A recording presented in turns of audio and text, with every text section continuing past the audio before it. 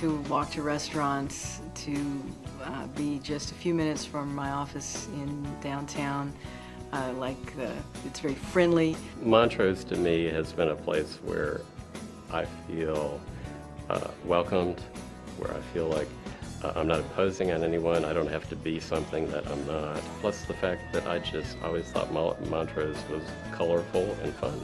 The real attraction of Montrose, that it was an inner city community with access to all the cultural music and arts things of the inner city.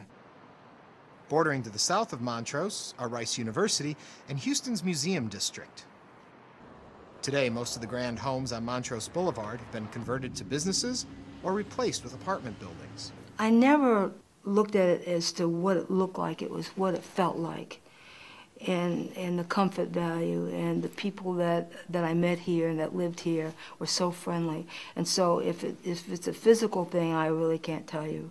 But if it's a comfort issue, I can tell you that it was an incredible experience. It was like really being on Cape Cod, living in Provincetown. Well, I moved here from Fresno, California when I was 19. I actually had 3 suitcases, $35, and 2 good friends. One of the first places we came actually to come eat was in Montrose. And having come from a smaller town, I had never really seen anything like Montrose.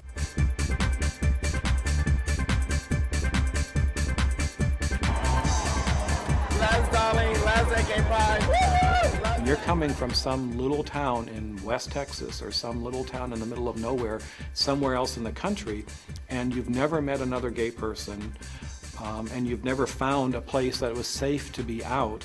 Coming to Montrose it's a sanctuary. It's Disneyland, it's Mecca, it's all those things rolled into one. It's where, and it has that attraction, and that's why people hear about it and then they show up here. Even though Montrose Boulevard used to be the main thoroughfare, over the years, most of the activity moved over to Westheimer, where many of the clubs and restaurants located. While there are many neighborhoods in this part of town, Montrose has become the catch-all name for the area southwest of downtown Houston. It is home to some of the city's oldest cultural landmarks. That used to be the Tower Theater. It's a real landmark with a long history in Montrose. I've seen so many shows there. Whenever a best little whorehouse in Texas was looking for a home, they converted it into a stage theater.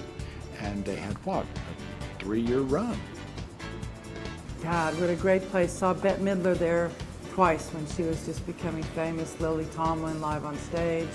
It was great live theater. It was a great place to go to. One of my favorite places was the old Tower Theater.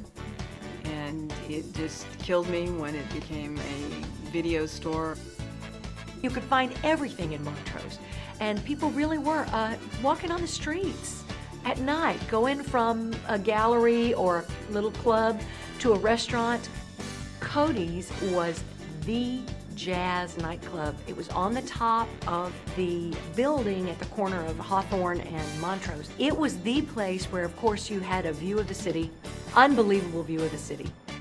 Late at night, you can see, people coming from the bars and clubs, people coming from the theaters downtown.